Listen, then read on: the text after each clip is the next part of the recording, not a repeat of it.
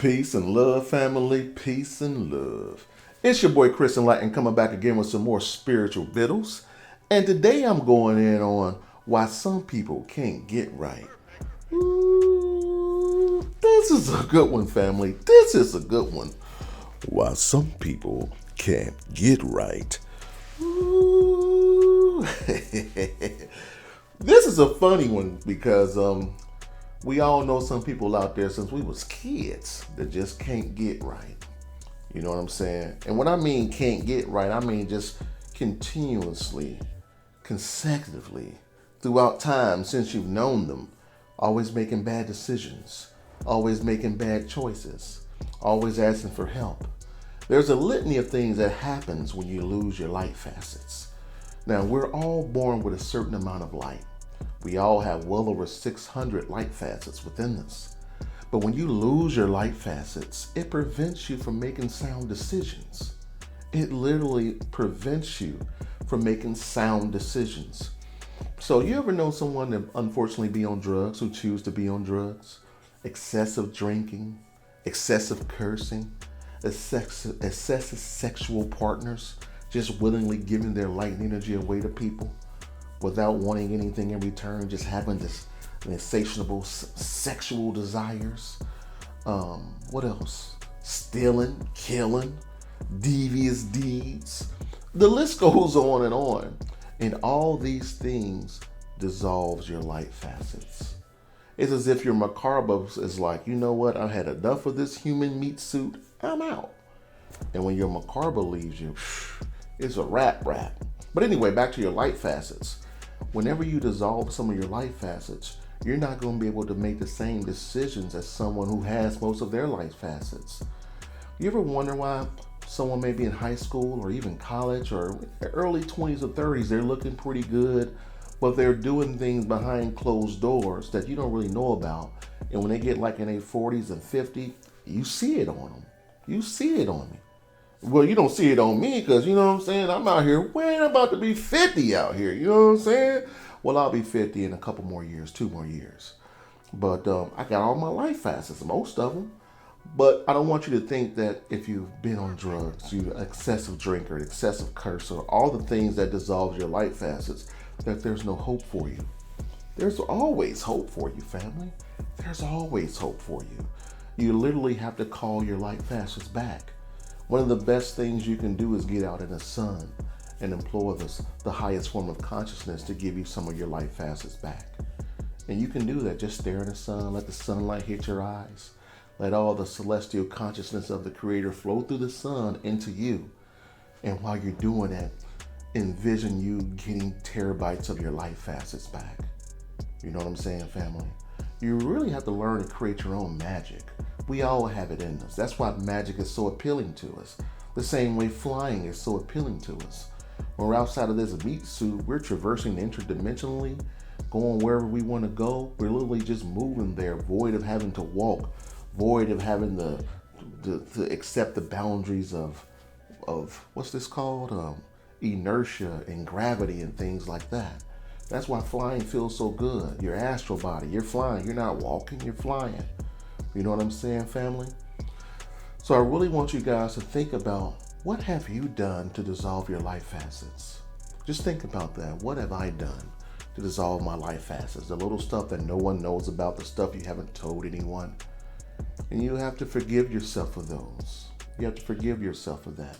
You essentially have to look yourself in the mirror and say, you know what? I've evolved past the need to allow myself to suffer that way. I forgive myself for just not being aware. But now that I've usurped my divinity and claimed my primordial celestial consciousness, I forgive myself of all those unfavorable acts that I used to do. I'm a new person now. I've evolved past that human understanding of things. And when you do things like that, you call your light facets back. You know, some people, when you call your light facets back, if you've been an alcoholic or a drug person, and you, not someone force you, no intervention, but you choose to go to rehab, that like opens the door for your light facets to come back. No one can say, hey, here's your light facets. You've been missing these. Here you go. It doesn't work like that. You have to choose You have to make a conscious decision to say, hey, I want my life facets back. And they're just not going to start adhering and sticking to you. First, you have to open the door. And you have to do little bitty things that's in alignment with your life facets coming back to you. We call it going to rehab. We call it being 15 years clean. The longer a person's clean off drugs, the more life facets they get back. Now, unfortunately, when you do drugs, and I'm just being honest with you, when you do drugs, it's going to be harder for you to really reach that high level of enlightenment or spiritual growth than you would if you wouldn't have done drugs. Okay? That's just a fact. I don't want people thinking that, oh, I was a crackhead for 20 years. Now I'm ready to evolve. Why isn't it happening to me? You always have to atone for the things you do. Now, I don't want you to think that a lot of people look at life and you got one shot to get it. You never die. You just change meat suits. So when you transition, whatever in you allows you to go to wherever you're going to go. So let's say you was a crackhead in this life. You come back, you get reincarnated. The next life you were a murderer. You come back and get reincarnated. Now you're building up all this karma from all these previous lifetimes, and then you grow up in a broken home, in a hood, or wherever you grow up. It don't matter. Wherever you're doing, that's in alignment with you atoning for your previous actions. But every time you come back, your mind is wiped. You drink this potion called Leth, and your mind gets wiped. Your mind gets wiped. You don't remember what you've done you don't consciously remember, but in your unconscious mind, all those memories are still there. That's where you get your fears from. The next time you come back, hopefully you become aware, like, you know what? I feel as if I need to atone for some things. I feel as if I've learned from my other previous incarnations. This life, I'm going to get it right. And the next time you come back, it's going to be eerily similar to the previous life. So each incarnation you try to evolve, the next time you come back, you're going to pick right back up where you left off. So if you're one of those persons or one of those people out there that feel as if you got it right this time, you're doing well in life, the next time if you choose to reincarnate, you'll pick right back up and hopefully evolve even more. You know what I'm saying, family? This video is mainly for those people out there who may have done a lot of negativity in their life and they're wanting to grow spiritually and it's not happening as fast as their peers or other people around them. The reason is you may have burnt a lot of your life facets back, family, and you have to call them back. A lot of people out there may have gone to jail. A lot of people may have done heinous crimes. And now that they're aware of the repercussions of their actions, they want to grow spiritually. And what they're doing isn't working as fast as others, and it's deterring them. And they're feeling a certain way, saying it doesn't work.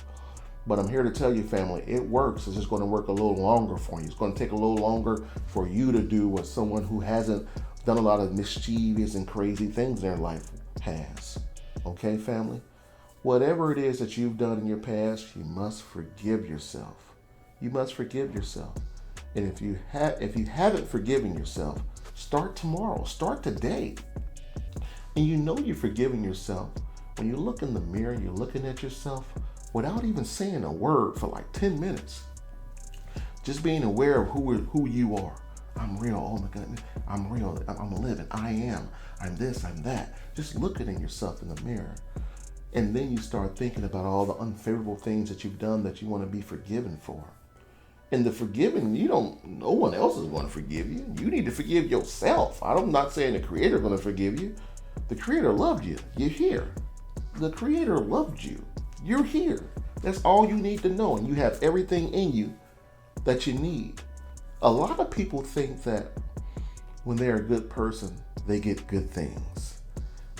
That's not really how it works. We all have good things and good luck and all that other goodness and grandeur within us. It just needs to be unlocked first. And you unlock it by way of your thoughts, actions, and deeds. And you having the understanding and the knowing that you're your own guru. Once you realize you're your own guru, whatever comes your way, you're not going to react in a human way. You're going to assess the situation, have an overview of the situation, be indifferent to the outcome, and then assess it. And then you're done with it. That's being your own guru. Not saying, hey Sanchez, what do you think this means, bro? Not that. None of that. You figure your own problems out. You answer your own questions. That's being your own guru. And you don't have to be an astute guru to be where you're at in guruism. You know what I'm saying? Wherever you are spiritually, be your own spiritual guru on that level. Yeah, there's other people who have a more spiritual prowess than you, but they're on a whole level. You know what I'm saying? There's people under you that might not have as much spiritual prowess as you. But what I'm saying, wherever you are on your spiritual path, be your own guru. Because you can't ask a question that you don't already know the answer to. I know that sounds a little weird, but it's true. It's true. And whatever answer someone gives you, it isn't true until you believe it's true for yourself. Nothing exists until you focus on it. I'm going to leave you with this. Nothing exists until you focus on it. So if that's the case, why are you choosing to focus on unfavorable things? Because you're giving life to it when you do that. By not giving life to unfavorable outcomes and things, you're dissolving the need for those things to be birthed in your reality. But when you're always focused on dreams of grandeur and whimsical things and things that are serving you and things that are favorable for you, you create a bridge for more favorable things to find you, family. It's just as simple as that. So hopefully you got some jewels on why some people just can't get right. If you're around someone that just can't get right, you have to get away from a can't get righter. If someone around you that you love, I don't care who it is, it could be your mother, your brother, your cousin, your sister, cousin Junebug, Pete, don't matter. If they can't get right, you can't allow your desire to see good in that person to be your undoing. It's not your job to get the world right, but it is your job to get yourself right. And by getting yourself right, you create a beacon of light for other people who are trying to get right to follow. It's just as simple as that, family. So hopefully you got some jewels on why you can't get right. If you know someone that just can't get right, you know what to do now. And if you're a person that can't get right, call back your light facets, fam. It's just as simple as that. So peace and love. If you want to support me, go out to Amazon, get any one of my 8 books, The Enlightened Thoth, Poverty Consciousness, Wealth Consciousness, Dissolving Your Limitations, Consciousness Equals Choice, Seeds of Time 1, Seeds of Time 2, and Divination. Woo, they all bangers. So peace and love, family. You already know what I'm doing. I'm out here winning.